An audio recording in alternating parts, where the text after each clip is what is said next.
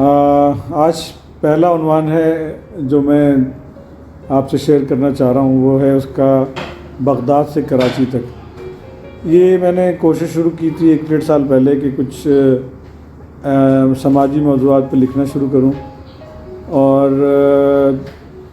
جتنی بھی چیزیں تبدیل ہو رہی ہیں معاشرے میں وقت کے ساتھ ساتھ، وہ کہیں نہ کہیں آپ کو قلم کا سہارا لینے پہ مجبور کرتی ہیں، اور شاید وہی ایک واحد ذریعہ ہے جس سے آپ اپنی اس سوچ کو کسی نہ کسی طرح ٹرانسلیٹ کر سکتے ہیں۔ اور اب جس المیہ کا میں ذکر کر رہا ہوں وہ اتنا چھوٹا المیہ نہیں ہے۔ تقریباً مجھے یاد ہے میٹرک کے زمانے میں ہم نے جب نسیم حجازی اور اسلام راہی کے ناول پڑھنا شروع کیے، اور پھر اسی زمانے میں ہم نے شاید ایک ڈرامہ دیکھا جس کا نام آخری چٹان تھا، اور اس میں ہم نے دیکھا مسلمانوں کی دم توڑتی خلافت اور تاتاریوں کی وحشتناک فتوحات۔ یہ 13ویں صدی عیسوی کا ایک ایسا المناک باب تھا جو شاید آج تک بھی بھلایا نہیں جا سکا۔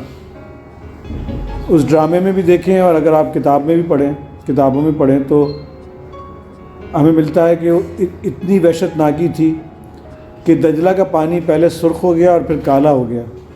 سرخ تو شاید بغداد کی آبادی کے خون سے ہوا ہوگا، لیکن کالا اس لیے کہ جب ہلاکو خان نے پورے بغداد کے علمی خزانے کو دریا برد کر دیا۔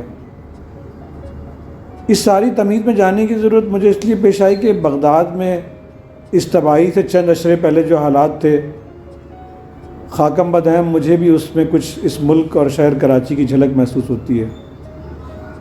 اگر آپ لوگ برا نہ مانیں تو مجھے واٹس ایپ کے گروپ، ٹویٹر اور فیس بک نہ جانے کیوں بغداد کے چوراہوں، بازاروں، قہوہ خانوں اور مجلسوں میں لے جاتے ہیں۔ بغداد کے چوراہے، بازار، قہوہ خانے اور عمرہ کی مجالس سب مناظرے کا محور تھی۔ مناظرہ آپ سمجھ لیں جیسے آج کل کیپٹل ٹاک یا کوئی پرائم ٹائم ٹاک۔ اور ان مناظروں کا محور کیا تھے یاد ہے؟ ان مناظروں کا محور تھے کہ ایرانی بربری سے کمتر ہے یا بہتر ہے۔ شیعہ، سنی اور مالکی ایک دوسرے کو غلط ثابت کرنے والی بحث میں لگے تھے۔ پورا بغداد مناظروں کی جنگ میں مصروف تھا، اور مجھے کہنا پڑے گا کہ پورا پاکستان آج مناظروں کی جنگ میں مصروف ہے۔ اب میں جہاں جہاں بغداد کہوں یا لکھوں تو آپ سمجھیے کہ آپ اس میں پاکستان یا کراچی لگا سکتے ہیں۔ بغداد کی خلافت اور سپا نے کاروبار سلطنت کو شاید کاروباری سمجھ لیا تھا۔ اپنے شدید ترین دشمن کی سفارت سے بھی ہر وزیر اور مشیر اتنی کاسہ لیسی مصروف تھا کہ وہ بغداد کو بیچ کر خود کو بچانا چاہتے تھے۔ جب تاتاری طاقت اور وحشت کی آندھی لے کر بغداد کی طرف نازل ہوئے تو لشکر کے گھوڑوں سے دھندلاتا آسمان انہیں موسم کی تبدیلی لگا۔ وہ گلیوں اور بازاروں میں بحث کرتے کہ کیا اس طوفان سے نمٹنے کے لیے جہاد کرنا ضروری ہے یا کل ہونے والے مناظرے میں شرکت ضروری ہے۔ صاحبو، مجھے بغداد کے ان مناظروں، چوراہوں پر کھڑے بحث کرتے عالموں، مجلسوں اور واٹس ایپ، ٹویٹر اور فیس بک میں کچھ زیادہ فرق نہیں لگتا۔ دیکھیں، میں علمی بحث کا مخالف نہیں ہوں، لیکن صاحبو یہ بڑا کڑا وقت ہے۔ اس وقت بھی عرب، ایرانی، بربری، شیعہ، سنی، مالکی سب ایک دوسرے کو صحیح ثابت کرنے میں یا غلط ثابت کرنے میں لگے تھے۔ حکمران برا ہے یا اچھا، خلیفہ بد کردار ہے یا رحم دل، بغداد کی صورتحال کا کون ذمہ دار ہے۔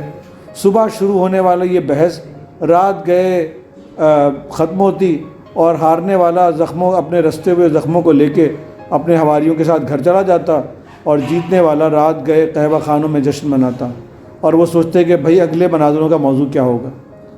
کبھی کبھی کوئی دیوانہ پاس سے گزرتا اور صدا لگاتا تو کچھ نہ کچھ آواز نظر آتی، لیکن سنائی دیتی، لیکن وہ آواز ان لوگوں کو سنائی نہیں دیتی۔ مجھے وہ آواز کبھی نہ کبھی آتی ہے۔ ٹھہرے میں آپ کو سناتا ہوں وہ آواز۔ ارے مسلمانوں، مناظروں کا وقت تمام ہوا، عمل کا وقت آن پہنچا، تاتاری تمہارے گلے تک آ پہنچے، اٹھو۔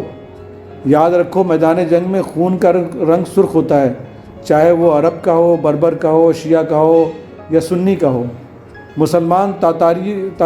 تاتاری مسلمانوں کی کھوپڑیوں کے مینار بناتے رہتے۔ سنی کو شیعہ سے الگ کرنا اور عرب کو بربر سے الگ کرنا ان کھوپڑیوں میں پاسبل نہیں تھا، لیکن اس آواز کو سننے والا کوئی نہیں تھا، کیونکہ وہ آواز بڑی مدھم تھی۔ اس میں اتنا شور تھا کہ وہ آواز کہیں نہ کہیں لوگوں تک پہنچنے میں ناکام ہو گئی۔ پتہ نہیں مجھے کیوں لگتا ہے کہ کراچی اور بغداد شاید ایک جیسے ہی ہیں، شاید یہ میرا وہم ہو۔ برائے مہربانی مجھے اس اذیت سے نجات دلائیں اور مجھے یقین دلائیں کہ ان مناظروں کا وہ انجام نہیں ہونے والا جو آج سے 700 سال قبل بغداد کا ہوا تھا۔ یاد رکھیں، قومیں جب تباہی کا فیصلہ کرتی ہیں تو علمی بحث اور مناظروں سے تقسیم کا ایک ایسا پودا پروان چڑھتا ہے جو زمین کے ہر قطرے کو چوس کر اسے بیابان میں تبدیل کر دیتا ہے۔ کراچی صوبہ بنے یا نہ بنے، سندھ خوشحال ہو، ملک میں فوج حکومت کرے یا کوئی کٹ پتلی سرکار، یہ سارے فیصلے واٹس ایپ اور ٹویٹر پہ نہیں ہونے والے، مگر ان مناظروں سے ہم تقسیم کا ایسا بیج بو رہے ہیں جس کا قرض ہماری اگلی نسلیں بھی ادا نہیں کر پائیں گی۔ مایوس ہو کر میں اپنی 80 سالہ والدہ کے پاس آ بیٹھا۔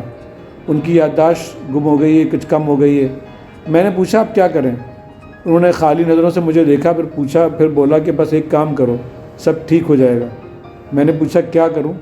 کہنے لگیں اپنے موبائل اور کمپیوٹر سے تھوڑا سا وقت بچا کے میرے پاس بیٹھ جایا کرو۔ میں پہلے شرمندہ ہوا، پھر حیران اور پھر مسکرا دیا۔ مجھے بات سمجھ میں آ گئی تھی۔ آپ کو آ گئی ہے؟ مناظروں سے ذاتہ رابطہ گھر کی دہلیز سے لگی ماں، محنت میں جوجھتے ہوئے باپ، زندگی میں جدوجہد کرتے ہوئے بھائی سے کریں۔ شاید کراچی کا مسئلہ تو حل نہ ہو، حکومت بھی ایسی رہے، مگر کچھ اذیت کم ہو جائے گی۔ مناظرے کی محفلیں اگر کم پڑیں گی تو شاید کم ہوتی ہوئی نسلی اور مذہبی منافرت کم پڑ جائے اور تباہی کا سیلاب کچھ دیر کے لیے رک ہی جائے۔ شاید ایسا ہو۔ تحریر کا پسند یا ناپسند یا بات کا ناپسند ہونا ضروری نہیں ہے، لیکن یقین جانیے یہ تنقید نہیں ہے، یہ ایک درد دل کی تکلیف کا اظہار ہے۔